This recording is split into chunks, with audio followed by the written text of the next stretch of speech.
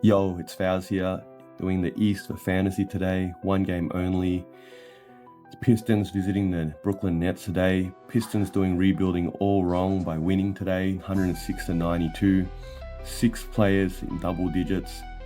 I don't know whether that's good news or bad news in fantasy world. Obviously, no player scored more than 20 points. Cade Cunningham, 19 points. Tobias Harris showed up, 18 points. Jalen Duren, I love this kid because I have him on my team, 13 points, 17 rebounds and 3 blocks. Yeah, that's what you're expecting from him, I think, if you've got him on your roster. On the other side, I think Brooklyn Nets here, led by Cam Johnson, 26 points.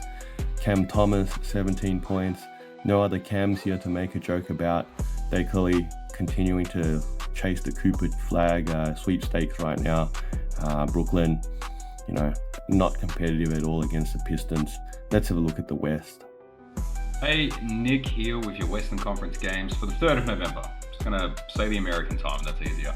We only got 2 for the West in terms of hosted. First off, we have the Dallas Mavericks hosting the Orlando Magic. Dallas beating Orlando 108-85.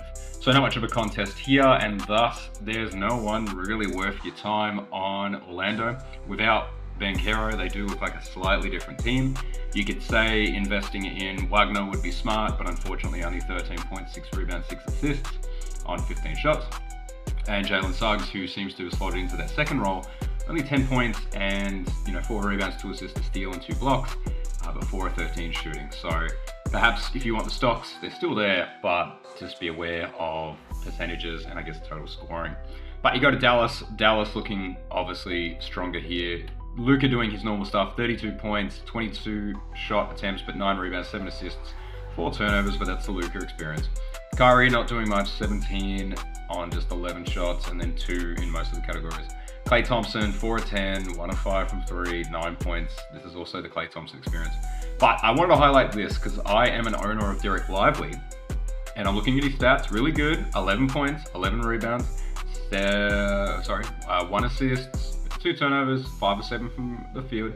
But then you look at Daniel Gafford, 18 points, 8 rebounds, 1 steal, 9 of 13 from the field. So these are really good percentage shooting centers who probably give you a better double-double.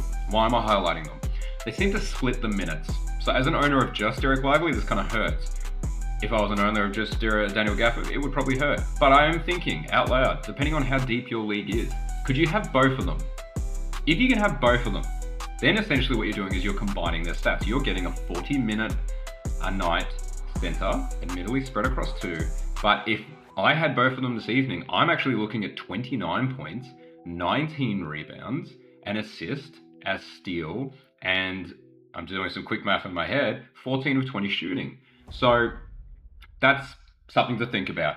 I don't know. I'm trying to stretch the video. There's only 2 games. The other game that I've got for you this evening is the Hawks at Pelicans. Involved in a big off-season trade, but no revenge tour here because DeJounte's not there.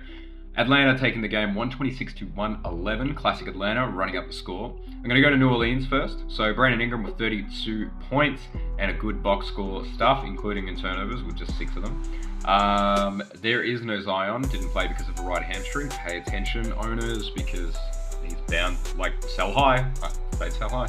Jordan Hawkins with 19 points on 18 shots. That's really it. I don't know. They didn't really get much else. And it's surprising they scored 111. We go to Atlanta, and this is a fantasy team in my opinion. First off, Trae Young doing what he does, 23 points, 12 assists, only 2 turnovers, which is great for him, on 8 of 15 from the field and made 5 threes. That's great. Dyson Daniels is back, 25 minutes. That's the key part of this information. Only 25 minutes, but had 16 points, 7 of 10 from the field, 3 3-pointers made, 5 rebounds, 3 assists, a steal, 2 turnovers. But that's really good. Hopefully his hip thing's fine, he keeps playing. The big fantasy star here is Jalen Johnson, obviously. 29 points, 9 rebounds, 8 assists, 2 steals, 2 blocks, 12 of 20 from the field. 4 turnovers, but you're going to live with that when that box score gets stuffed. And then we have Zachary Richard, number 1 draft pick, who got 30 minutes tonight, which is really encouraging because he wasn't getting a lot at the start of the season.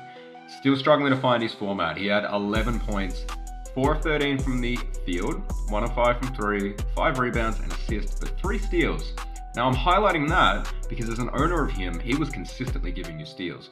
So there may be something there. If he starts to round out, then you've got a good steal naturally, and then you get some other stuff. So, who is my fantasy player to watch in all of this? It's going to be hard. It's going to be hard because these games weren't great across the board. But I'm going to highlight it. Dyson Daniels, there's a chance that he was dropped in your league because he had 3 good games and then he was out for a couple and maybe people just gave up on him quick. So go check your rosters. Perhaps he is still there. In fact, I'm going to go check right now for you in real time so that you don't have to.